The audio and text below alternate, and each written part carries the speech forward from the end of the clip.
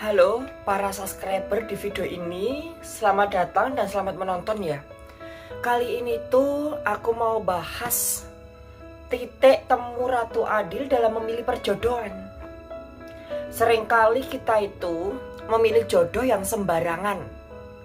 Seringkali kita pilih jodoh sembarangan, sehingga masa depan kita juga jadi masa depan yang sembarangan. Beda halnya dengan orang-orang tertentu ya. Dan aku saranin, kalau kamu mau pilih jodoh, kamu pilih-pilih deh. Jangan asal-asalan dapet jodoh, jangan asal-asalan nikah.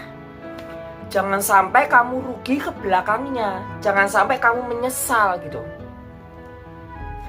Karena penyesalan itu datangnya di belakang. Kalau yang datangnya di depan itu namanya pendaftaran. Yang di depan itu pendaftaran, sedangkan penyesalan itu datangnya di belakang. Dimana Ratu Adil ini memiliki titik temu atau kriteria-kriteria yang akan menjadi pendamping hidupnya. Jadi nggak sembarangan orang, nggak sembarangan kriteria gitu. Inilah beberapa kriteria-kriteria calon pendamping hidup Ratu Adil. Kriteria pertama, tentunya itu satu iman, satu agama. Ratu Adil itu inginnya punya pasangan hidup, punya pendamping hidup yang satu agama. Kalau beda agama udahlah, out keluar dulu lah. Fokusnya yang satu agama gitu. Kan enak ya, kalau kita tuh nikah kalau satu agama itu kan enak. Kalau kita nikah beda agama itu sulit, akan mempersulit kita. Contoh, nanti ketika kita ibadah, pasangan kita nggak ikut kita. Ketika pasangan kita ibadah, kita juga nggak ikut, nggak tahu gitu. Lalu bukan hanya itu saja, kalau kita punya anak, seumpama anak kita cuma ada satu, kita ingin anak kita itu Kristen, tapi jodoh kita inginnya anak kita itu sesuai agama dia. Itu kan jadinya ada pertentangan. Ditambah lagi masalah pengajaran dalam keluarga. Kalau kita tuh nikahnya satu iman, satu agama, keluarga kita itu berpedoman pada Alkitab. Tapi kalau kita nikahnya beda agama, nanti kita pedomannya pakai apa? Pakai Alkitab atau kitab pasangan kita gitu. Itu akan mempersulit keadaan kita. Jauh alangkah lebih baiknya bila mana menikah itu satu agama. Itu yang pertama. Lalu yang kedua, Ratu Adil itu punya kriteria. Dia ingin menikah dengan orang yang pandai Alkitab, orang yang imannya itu kuat, Alkitabnya itu netes gitu loh. Alkitabnya itu mateng, pembahasan Alkitabnya. Dari kitab Kejadian awal mula sampai kitab Wahyu, itu jadi mateng. Dari perjanjian lama sampai perjanjian baru itu udah benar-benar mateng gitu. Karena kalau kita itu menikah sama orang Kristen, memang dia satu agama, tapi dia orang Kristennya orang Kristen abal-abal. Cuma Kristen-Kristenan aja, cuma ikut-ikutan aja. Jadi keluarga kita nanti juga berantakan dong, karena kita nggak berpedoman pada Alkitab. Kalau kita punya pendamping hidup, sama-sama orang Kristen, atau sama-sama orang Islam, atau sama-sama orang Hindu, orang Buddha, atau orang Katolik, itu kan enak. Apalagi yang sama-sama memiliki iman yang kuat. Apalagi kalau imannya tuh kuat, jadi nggak akan goyah. Oh ada orang lain lewat gitu ya, kita nggak akan goyah. Kita akan tetap mencintai pasangan kita. Kita jaga hati kita jaga pikiran kita jaga keinginan kita hanya untuk pasangan hidup kita. Kita fokus pada kehidupan kita, kehidupan keluarga kita. Kita nggak fokus pada kehidupan orang lain. Mau orang lain cuek, mau orang lain gak peduli, mau orang lain sok peduli, mau orang lain itu deket atau gimana, kita biasa-biasa aja. Gak kenal gak masalah, Kenal juga nggak apa-apa, nggak kenal juga nggak masalah.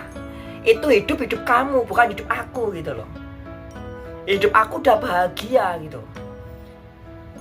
Jadi kita itu kalau pilih jodoh itu harus benar-benar memiliki kriteria yang cocok bagi kita sendiri. Jangan dilihat dari wajahnya aja. Oh, wajahnya tampan, wajahnya cantik, oke lah gitu ya. Jangan dilihat dari bodinya aja. Oh, bodinya six-pack, oh bodinya seksi gitu ya. Itu boleh kok kamu pilih masalah wajah atau masalah penampilan. Boleh, itu hanyalah bonus. Tapi yang paling utama itu adalah iman. Apa agama dia? Apa iman dia? Seberapa kuat iman dia kepada keyakinannya? Bahkan jujur, aku sendiri aja, aku itu punya orang dekat. Itu yang satu keyakinan dengan aku. Satu keyakinan, satu agama, dan imannya tuh ya cukup lah gitu. Intinya aku saranin kalau kamu punya pasangan hidup itu lebih baik yang satu agama. Apalagi pasangan kamu itu orangnya amburadul. Orangnya amburadul itu maksudnya apa? Hatinya nggak tertata, pikirannya nggak tertata, kehidupannya nggak tertata, pola hidup, pola pikir, pola makannya nggak tertata ya. Karena tiap orang itu pola pikirnya beda. Dimana Sosok Ratu Adeline sendiri, dia juga berhati-hati dalam memilih pasangan. Dia nggak mau salah pilih pasangan. Karena apa? Kalau nanti sampai salah pilih pasangan, yang nyesel kita sendiri. Perlu kamu pahami ya, masa depan kamu itu di tangan pasanganmu. Walaupun kamu orangnya rajin, kamu pandai, kamu cerdas, kamu orang penting gitu ya. Kalau pasangan hidup kamu itu orangnya amburadul, wanita malam, atau laki-laki brengsek gitu ya, ambiar tuh hidup kamu. Aku sering lihat orang itu kalau nikah sama kupu-kupu malam, sama wanita malam, sama pelacur, rumah tangganya pasti panas.